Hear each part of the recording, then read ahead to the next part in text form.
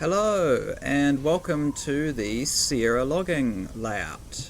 My name's Jack, also would know me as Gage or Gagepunk on Discord and Steam. I'm the solo developer of Rolling Line, and this video is all about showing off this new map that I've been working on for the last while.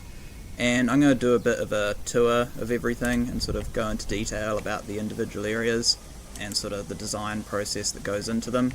But yeah, it's just going to be a bit of a explanation of how I made this map and what was involved. And I'm so happy with how it turned out. This whole map is themed around being a real model railway that you could imagine, walking into someone's house and actually exploring and, being able to stand around next to the tables and drive the trains around and having all these little bridges and stuff, and the roof and the floor and everything being themed around a real room. And I'm so happy with how that theme turned out. I hope that it captured it quite well. Back here at the menu, you've actually got a bit of information about the whole map, including obviously the map itself. I always enjoy making these posters which show off the track layout and naming all the areas and stuff. They're always quite fun to make. I actually make these using a HD screenshot capture in the Unity game engine. So I basically put a camera way up in the sky and take a HD screenshot, and the lines are literally just a switchboard. I basically make a switchboard of the whole map and then take an HD screenshot of that from the same angle and then overlay them in Photoshop and just do a bunch of editing to make it look a bit nicer and then put the text on. Over here you got some information about the West Side Lumber Company, which this whole map is of course based on, one of the most famous logging railways of the Sierras, and the absolute 100% inspiration of this map. These are all real places, the Tuolumne Township and Mill and the logging camps. All of that is from the West Side Logging Co. And this is an amazing piece of artwork that I actually scanned from a book. I got this amazing book that I actually picked up at a Model Railway Expo here in New Zealand. By pure chance, it blew my mind. I was looking at all these books and suddenly one of them was just straight up called The West Side, and it was all about the West Side Logging Co. and it blew my mind. I obviously bought that straight away, and I was quite amazed to have found that in some Model Railway Expo in New Zealand of all places. But yeah, I will talk about each of these areas in detail. Starting off with the first logging camp that I ever made, this one over here. So this one here, Camp 8, is actually where this whole map began. This little scene here was the very first thing I made for this entire map, and it kinda captured the scenery of the whole Sierra logging railway vibe, I suppose. It's got the sort of red soil and all the tracks going off in different directions and pine trees everywhere. And, it's all centered around this sort of steam donkey and the sort of logging setup over here. I actually basically started off with just a bunch of tables, making this flat little scene here. And, kind of incorporated it into the rest of the map around it. Everything sort of extended in every direction from here. So right from the early planning stages, this was where it all began, at Camp 8. And funnily enough, it's not actually based on any real logging camp. There is a Camp 8, but I doubt it looks anything like this. It's just sort of a representation of the generic style of logging camps you see around. There we got one of the looping trains going by. One of the interesting things about this map is it actually has a lot of these independent loops everywhere. I think there's about 4 or 5 of them. So whenever you load up this map, you'll notice there's just a bunch of trains all doing their own little loops all around the place, and this is one of them. It just does a big loop around here.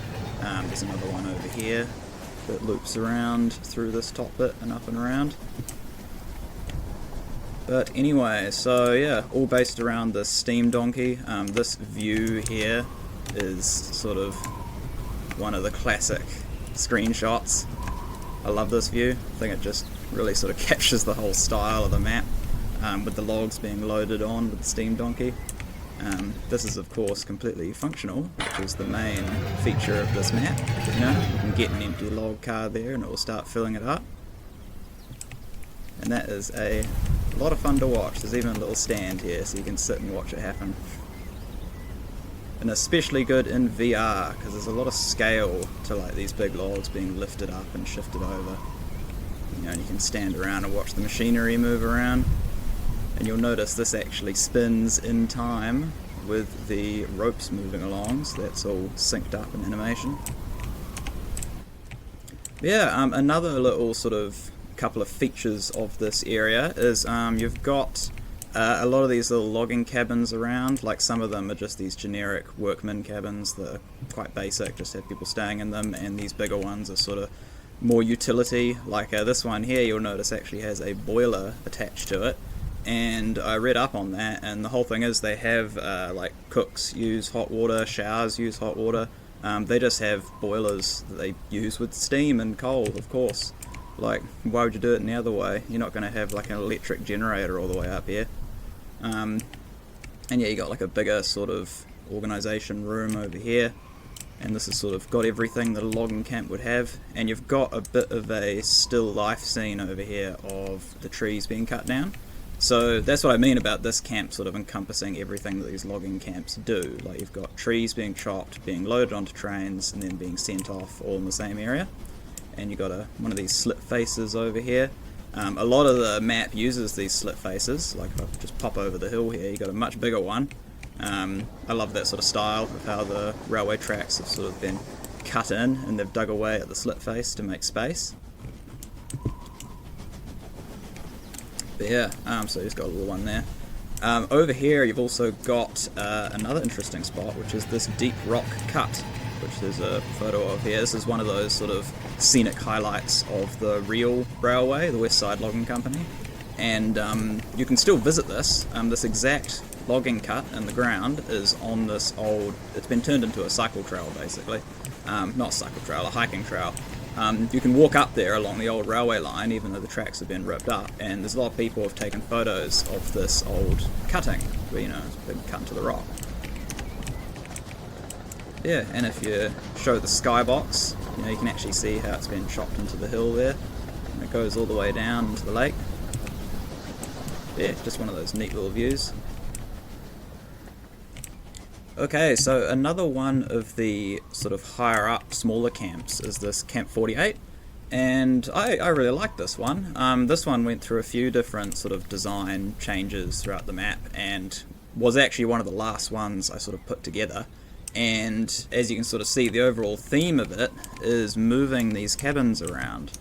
So this whole camp is sort of themed around, you know, they're building it, they're actually still putting cabins up, and they're bringing cabins in on the freight wagons, which, as you can see in the historical stuff, is something that they actually did in the West Side Logging Company. Like, they'd just shift wagons around, they'd just shift cabins around and set them up where they needed them, because obviously a logging railway is constantly changing, and they're setting up new camps in new places and getting rid of old ones, so everything's built to be extremely portable. And this is kind of like a bit of a still life scene showing that happening. I'd love to make an animation or something actually showing a cabin being taken off the wagon, but that was sort of just a bit of an extra thing that never quite got around to.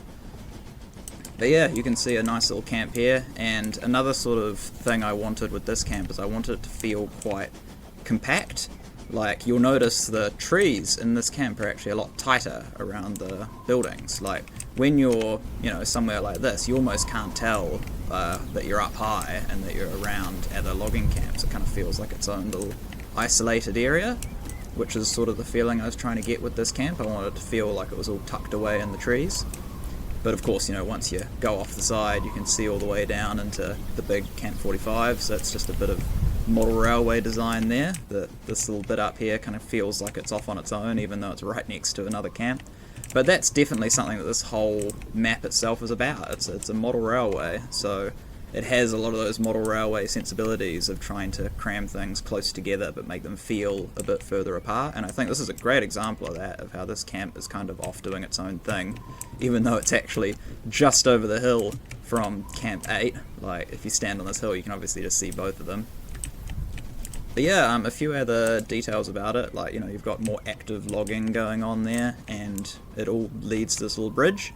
And I love how there's layering going on here. Like, you got the sort of main part of the logging railway coming through here, and yet the actual way to get up here is to go all the way around here, do a big loop-de-loop, go all the way along this top bit, then cross the bridge, and then you get up to Camp 48. Like, it actually feels like quite a journey to take a logging train up here, which is exactly the sort of feeling I was trying to get out of this map. I wanted to make it that, you know, taking a logging train out of here and bringing the logs all the way back to the mill would actually feel like a big journey of taking them out through all these different winding tracks. And I hope this sort of captured that feeling. And it also features a turntable, one of only a couple of turntables on this whole model railway, the other one being right down here. Yeah, it's just basically for turning trains around. This spot actually is called High Ridge, but it's not on the name anymore. Like, up until I put the switchboards in, this was called High Ridge. But now that this is called Duckwall Mountain, this is actually Duckwall Ridge. Not that it really matters much, but yeah, it used to be called High Ridge. Something interesting about this area over here, though, is you may notice this little crawl space to go underneath the railway. That's just sort of a fun model railway theme design thing I put in here, because when you go around this map, you'll notice that this whole area over here is actually isolated. You can't get out of it. So, if this were a real model railway, you'd have to have a little crawl space to get through. And details like that are something I was really trying to do with this map, like the fact that you've got this bridge here, but you've actually got to go under it. You know, that could have easily have just been blocked off and you'd just, you know, walk through it because you're a digital player as opposed to a real person. But having something like this just makes it feel more like a model railway. So this next camp is definitely the biggest one on the whole layout. Camp 45 seems to show up a lot in the research I was doing for this area. Pretty much any real model railway that you find that modelled the West Side Lumber Co. will include Camp 45. It just seemed to be one of the biggest ones. And part of that is because it has this much larger logging loading system with a whole bunch of extra pulleys and stuff. So I actually made a second version of the log loader prop just for this camp, although in the end a couple of other camps use it as well. But I just think it looks a lot more interesting. Like, it's got much bigger, takes up a lot more space. If I grab a logging cart and put this over here, yeah, see, it involves a lot more movement getting the logs over, and it just feels like a much more impressive operation. But yeah, also I like this little enclosed area behind the steam donkey. I think that's a great little spot. But yeah, so one of the larger camps, and it even has this track up above it, which is quite fun to make. You'll notice looking at this map, there's this entire track leading behind the main camps, which is a very classic model railway thing to do. Like, you'll have your main yards up front, and then just like a scenic high line up behind it, where trains are just running by, so you'll be mucking around doing stuff here, and then just notice little trains zipping by up top. And I love that sort of thing. And you can even see here, you know, they've been felling trees everywhere. You've got a few cabins up here, and walkways heading down onto the main tracks. This camp here definitely has the most track out of any of the logging camps on this whole map. You can actually like park a decent train on the siding here. Got a big turntable, all sorts of stuff going on here. Like, it feels like a real hub of industry over here, and it is. It's definitely the main camp out of the whole map. And if you go down into miniature, it's got quite a big skybox around it as well. Like, lots of logs all stored over there, and more logging huts sort of off to the side. You can see all the chopped down trees as well. This whole area has been done. Oh yeah, we've got one of the logging trains going past at the moment. And yeah, the main line here disappears off and goes under the bridge and connects up at the big Y over here. So all these camps are remarkably close together. Like Camp 8, you just go slightly around the corner and then you're at Camp 45. And then Camp 48 is just directly up above it. Like, everything's all quite squished together in very classic model railway fashion. And also, I love this big cutting here. Like, as mentioned back in Camp 8, this is just a neat design thing that you'll see a lot in railways where, you know, in order to fit the tracks in, they'll actually have to dig into the side of the mountain a bit. And you can kind of see how this would have being shaped of a larger mountain dipping down here, but they've actually carved out and flattened this area. And of course, all of this is just fictional. Like, Camp 45's actual track layout would have been nothing like this. It was actually very tricky to find real track diagrams of what these camps look like. So basically all of these logging camps are fictional designs just based on inspirations of the real camps, which I think was a nicer way to do it. Like, it means you can actually design the railway to feel like a model railway and not worry about perfect accuracy. I got this amazing book that I'll probably say some more about later, that goes into incredible detail about the whole West Side railway and just all the camps and stuff. It's really amazing. There's a lot of information there, but I'm still glad that this went for the more sort of fictional designs than trying to be too serious about realism. But yeah, another little scene here, which is just a little special thing I threw in, is you can see some log skidding going on here, especially using one of these older donkeys. So there's two different kinds of donkeys. There's this little one with the vertical piston. This is the much older, smaller design. And then you've got the newer, bigger ones. These are much larger, and they have the dual pistons on both sides. But just over here, we've got a little one, and it's got a bit of a scene going on of pulling logs along the ground. And there's some information here as well about how they used to do that. You know, they'd literally oil up these logs on the ground, try and get them slippery, and then use that to move them around a bit easier. But yeah, leads into a bit of a Y here. Another Y. There are a lot of Ys on this map. I think there's about 4 of them. Definitely quite a significant use of those in design, because Ys are incredibly useful for creating, you know, independent loops where trains can do their own thing without colliding into each other. Yeah, there's a nice little helix on the inside of this, so that just goes up and then continues along on the high route. This area here is quite an interesting one from a development perspective, because this whole sort of corner of the layout here probably went through the most design changes. Like, early on, this whole area didn't exist, basically from the Tuolumne Township through to the balloon track camp, so Camp 24. Camp 24 was always here, but this just sort of cut off, and there was a big wall here, and that whole area went through a lot of different design ideas. But in the end, I decided to basically turn it into a big gorge, because I wanted some interesting gorge scenery that wasn't using that sort of pine tree forest theme. I wanted a bit more of a dry, sort of arid looking gorge. You can actually see, like, there's a little photo here of this kind of area where it gets a bit, you know, drier and more shrubby, and I kind of wanted to have some of that scenery around here. Yeah, this area, you know, as you can tell, since I love my outdoorsy stuff, there's a bit of climbing going on here. This is definitely one of the more sort of scenic spots where you can clamber up and get a few views. Like, there's some nice little vantage points around here, and especially down low, down by the river. So looking up at the gorge from down here is quite a cool view. And sitting over here, it's all designed around, like, just good places to view trains, basically. And it's got a bit of one of my favourite scenery techniques of making water look a bit more dramatic.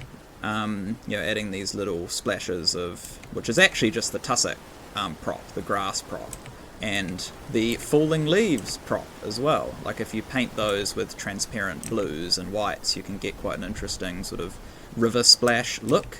And you'll notice I use this quite a lot all around the map, like especially over on the waterfalls over in the Niagara area.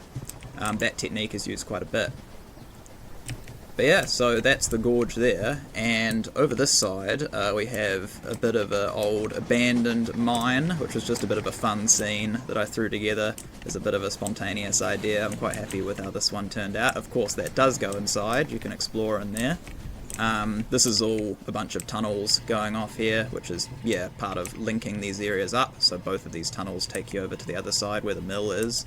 And we've got a dirt road running through here, and after making the National Park map, I really enjoyed doing dirt roads. The National Park map featured a lot of, like, dirt logging roads and just off-track stuff, and I love the way they look. They add quite a lot of interesting style to the terrain. Like, you'll notice from up here, like, once you've got a dirt road in there, it's like it's like its own feature going through the map, and it's good for giving a bit of structure to things. And yeah, the dirt road runs all the way down here and eventually connects up with the main roads in town. So this whole area kind of acted as a nice piece of transitionary scenery, going from the more sort of, denser town stuff, going all the way back into the sort of more remote logging stuff, and it had a bit of blending in between. Got a few interesting things here, like a little orchard and a bunch of town buildings. And over on this side is Camp 24, which is the balloon track camp. So this is a real thing. If you look up the Camp 24, it's known for having this big special balloon track where it loops around, which I believe was the only one to feature that. So that was basically where the design came from, as I got to have this balloon track because it's quite a cool feature to have, and it's got a little hill in the middle. I like the way it looks. Got this lovely little camp down here as well. This one's got a bit of a slightly different colour palette to everywhere else. Like something that I tried to do with all of the different logging camps in this map is try and give them all a different visual feel, which was remarkably hard to do when you see the source material of how all these logging camps looked damn near identical in real life. So this is an example of kind of trying to make it look a bit more arid and dry and a bit more, the more pale tones of deserts. So something over here, you've got more of the red scenery, and over here you've got like the much more wide open, not many trees left, most of it's been felled. This one's much more full of trees, much more dense, and this one over here obviously going for a slightly different colour change. And I really quite like this elevated township bit over here. Again, this isn't based off any real design. This was just a fictional thing I came up with. I thought it would look quite nice to have a bit of a elevated section, especially with these wires. Sort of, you can actually see the electrical wires going over the tracks.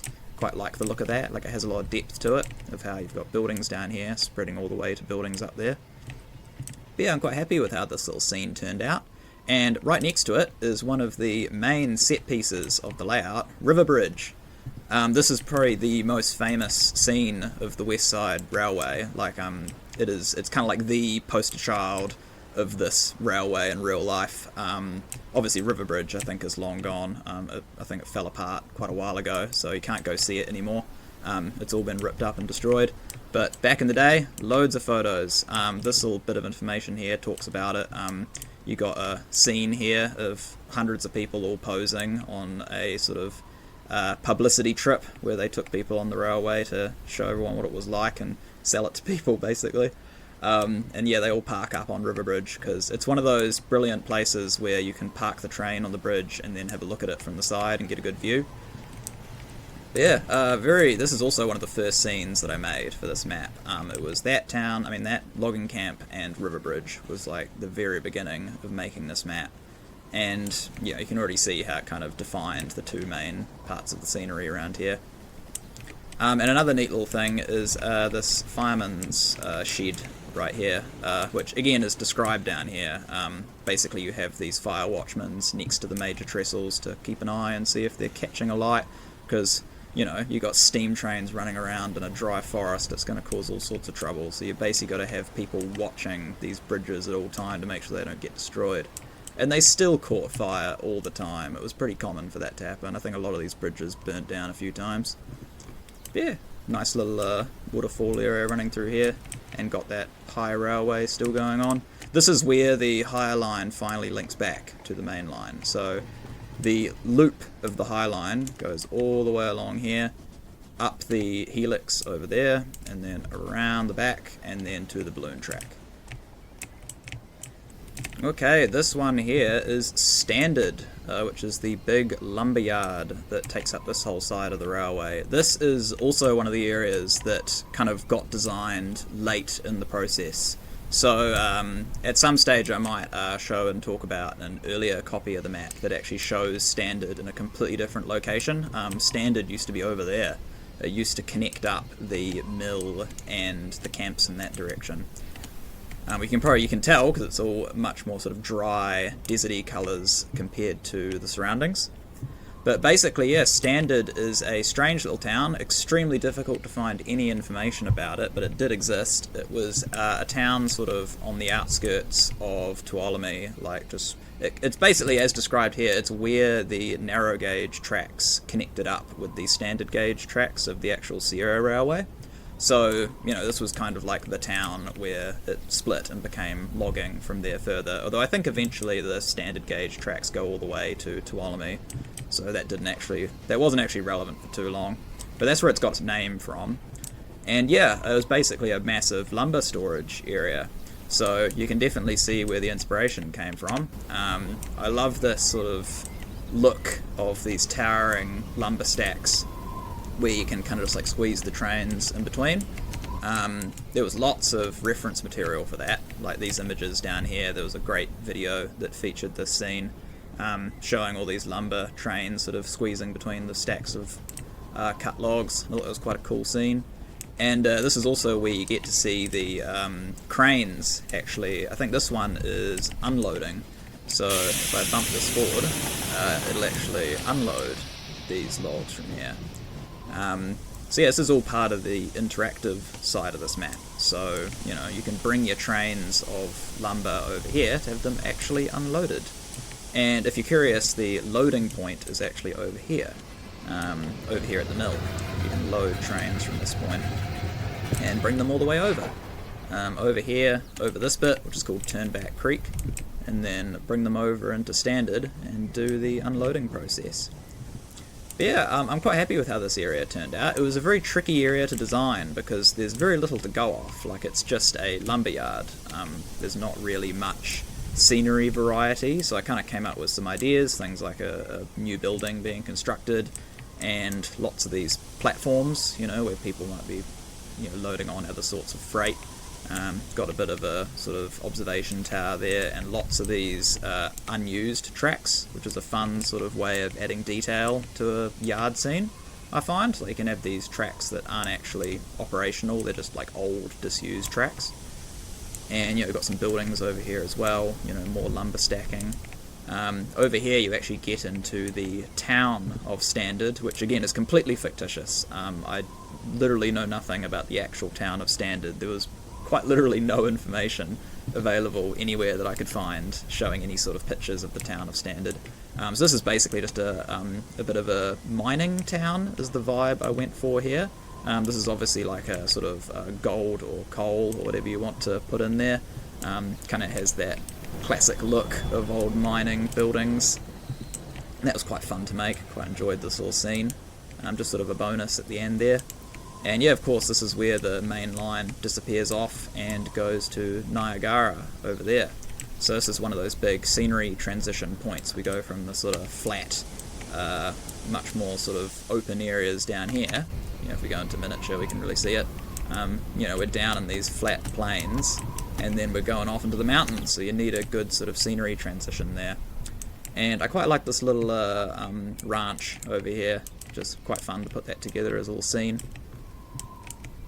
And also this level crossing as well is one of the sort of classic viewpoints of this map. I quite like this scene.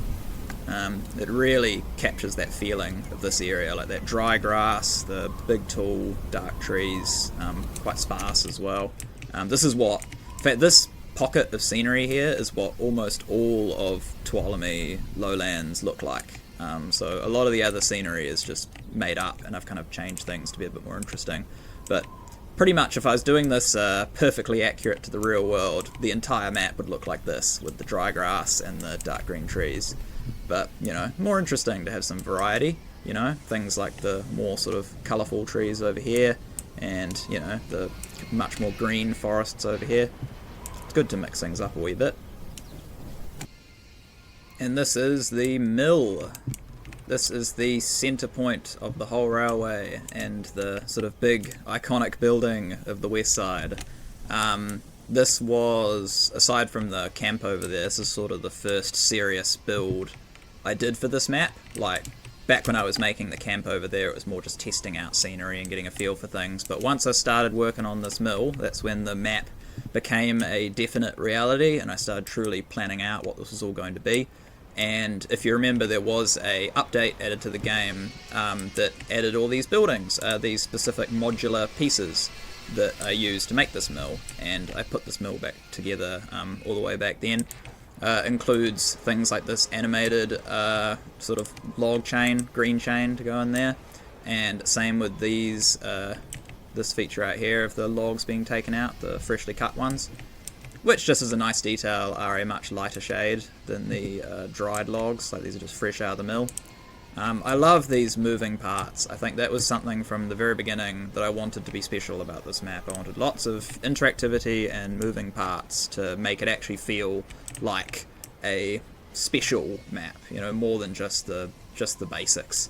And you can also push these logs around, which is just a nice little fun thing to do. I quite like that. Just added that for fun on one day when I couldn't really think of something to do. And yeah, here you've got the log unloader, which is another great thing that got added in its own update. Obviously you can demonstrate that. You know, once you park your train up front, it'll automatically dump all the logs off.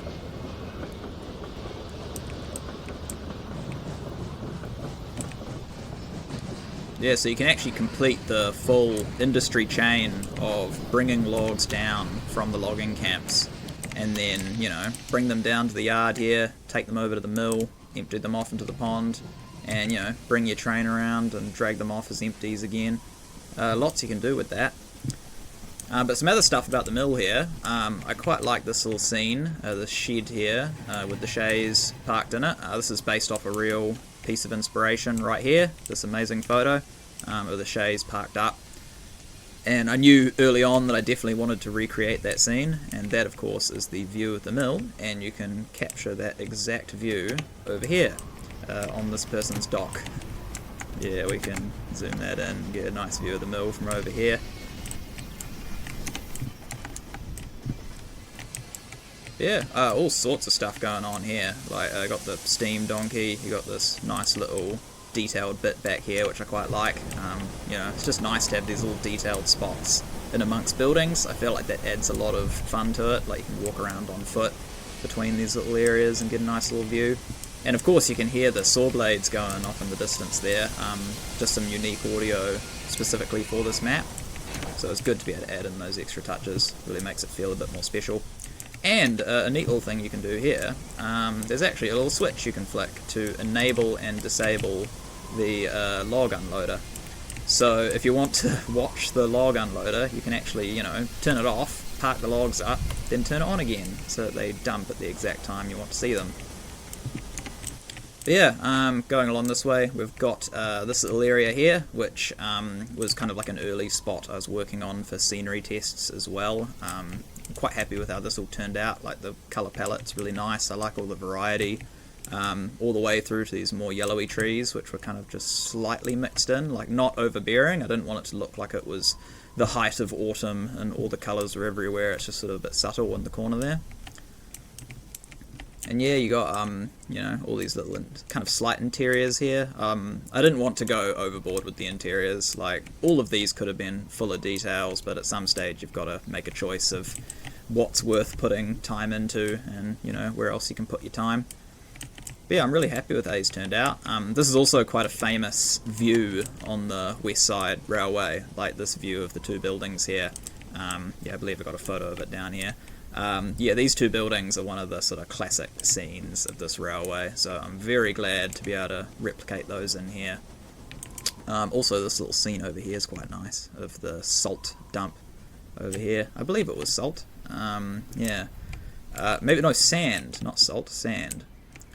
So you'd have your wagons come up here and dump it in, then load it in down here. And there's actually some subtle elevation going on here. So this whole area is actually a bit lower, like it comes down from deep rock cut and then goes through here. And then here, it actually elevates again. So you'll notice here that it starts to go uphill and you gain a bit of elevation there. And then when you come up to here, you've gone up high enough to cross over the tracks again. And you can see a couple of trains doing their loops at the moment. That one's going to go off through the tunnel. And that one here is a freight train that's going to keep doing its loop over to Standard. But yeah, we've got more lumber stuff going on here, bit of a lumber yard, and we've got the loading point. This is where stuff gets loaded on to be taken to Standard. And over there is the Tuolumne Township, which I'll talk about next. So the Tuolumne Township was an interesting place to build. This involved a lot of unique stuff. Like there was an update dedicated just to adding these new sort of Western style buildings, and like this one here that's a bit of a modular building. Obviously this area definitely needed its own unique buildings. It wouldn't work at all if I just tried to reuse shapes and stuff. Like I really wanted to get a unique feel for these buildings. This station as well was like a new unique building, same with the church. I'm really glad to have like these special buildings around here. I think it gives the whole area quite a special sort of flavour to it. And this is all real roads, like these are dynamic roads. You can actually like, you know, run a little old-fashioned car around and cross the tracks and stuff. Got another work-in-progress house, which you can probably tell is a favourite of mine for designs. I like putting sort of work-in-progress still life scenes. I think it adds a lot to a map, and I think you'll see that a lot on real model railways as well. Just these small sort of still life moments going on. And yeah, so this area, you know, you got your roads running around, lots of stuff going along all through here. Got this nice little graveyard in the back of the church. One of the actually more tricky areas to build was this little section of houses up here. If you get down low, you'll see it's actually all height elevation. Like this is much higher up. There's a bit of a jump here, and building the terrain for roads that are on like a gradient is really tricky. Obviously with the new tools of being able to export 3D models for roads and track, it's made the whole process so much easier than it used to be. But it's still quite a challenge trying to make flat ground to put your buildings on, and you know, a lot of these aren't on flat ground. I've kind of had to work around them. Something I did a few times was using terrain pieces like the embankment piece underneath these buildings. Not sure if I can find an example, but that's a good way of getting some flat ground underneath a building to make it a bit easier to build on. But yeah, you've got power lines all running through here, lots of different colour variety with houses. Something I always try and do in my official maps is I never want areas to feel samey. Like I kind of want every area to feel special, and like every one of these houses was very deliberately coloured and placed and organised and stuff. Like at no point was I just copy pasting buildings around the place. Like all of this is very hand detailed. And that's something I always want with these official maps. Like you'll notice that with all of this map is basically every bit of it, every scene is quite manually placed. Like, you know, I never use the biome brush. I don't do stuff like that. All the trees are just sort of hand done. I'll place them all in bulk and then go through and shift them around and colour them and all that stuff. I feel like it gives it a much more sort of handmade feel. One other detail to mention is this building here is the Turnback Hotel, which I had a photo of at some point, but I managed to lose it and I haven't been able to find it again. So one of the photos I wanted to put on this map is of this building here, because it looks exactly like its real counterpart, Turnback Hotel. And there's a great story in the book I got of the author who was staying in this hotel, and he says, you know, 2 in the morning or whatever, you could hear the Shay steam engines all starting up, and he'd hear all the whistles from the mill going off while he was staying in one of these rooms. So that's one of the sort of little stories you can sort of feel here of, you know, someone staying and they can hear the mill getting started in the morning. And, you know, I like being able to include real references like that. And last but certainly not least, this is the Niagara Bridge area, and this was one of my absolute favourite spots to build. I really enjoyed doing this one. Just because I love this style of scenery, like the sort of mountainous pine forest with the rivers and the gorges and stuff. Like it looks amazing. I love this kind of stuff. I'd love to visit somewhere like this if I ever get to go to America at some point. Going into sort of the mountains around California and being able to see this sort of stuff. But yeah, Niagara Bridge is a real place. One of the other main trestles in the real West Side Railway, along with River Bridge over back at the beginning. I did definitely fabricate a lot of the area here. Like this does not exist at all. Even though the bridge is real, it doesn't look like this.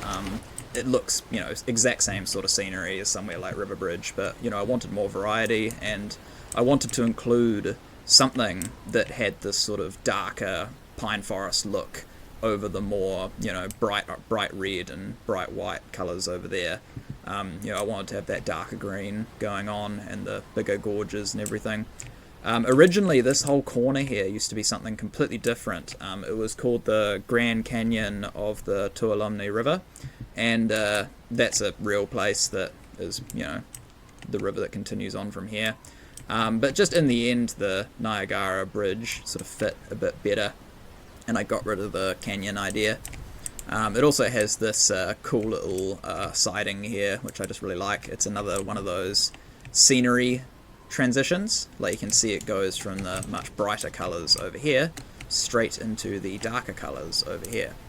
And it also incorporates some slightly strange architecture of how you've got the river running through here and then a pipe taking it directly under the railway line. That was entirely just a silly idea I came up with because I wanted to have a river gorge up here, and the only way to do that was to have the water go somewhere. Something you'll notice on this map is all the water features actually make a lot of sense. Like, all the rivers lead somewhere, and if you dig into it, they lead somewhere quite interesting. I won't explain that here, but I think it's kind of a cool feature. Both of these river systems have some interesting stuff to them if you look into them. All hidden in the skybox, of course. But yeah, you got this log situation here. Even though the west side didn't actually do any log floating, which is where you send it off down the river, it was such a sort of interesting part of the history of logging in the Sierras that I just wanted to throw it in anyway. So this is an example of where they dump all the logs into the lakes and then just let them wash down the rivers, as opposed to using railways to bring them along. But over here we've got this awesome waterfall. This is one of my favourite things of the whole map. I really love how this turned out. It's got great sound effects as well. You can actually hear the water crashing from the waterfall coming down. And it's got this cheeky little railway track running underneath, which is obviously extremely unrealistic. There's no reason to have a track like this, but damn if it ain't cool. I think that's something that I could just imagine in a real model railway. Like, imagine that. You've got a model railway standing over here and it has this little railway track hidden under a waterfall. I would love to see something like that. So yeah, I'm really glad with how this scene turned out. That same track continues on over here. This is just one of the main lines, sort of hidden in the background, while the other main line is up front.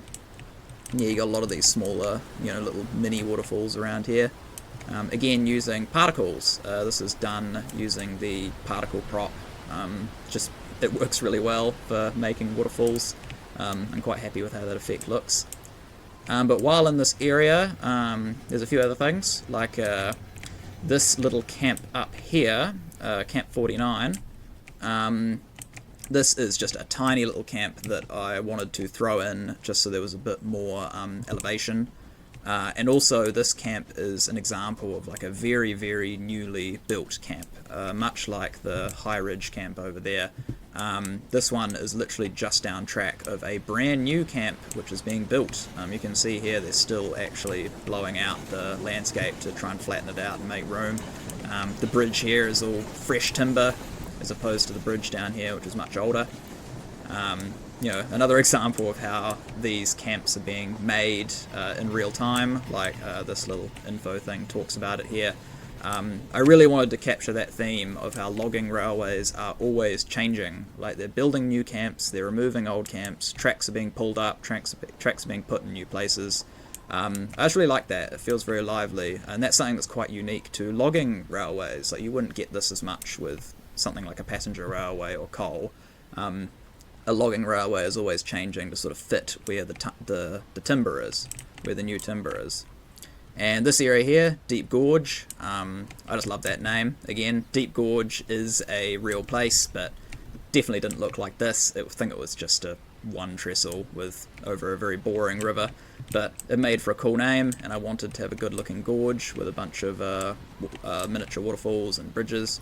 So picked that name and picked this area.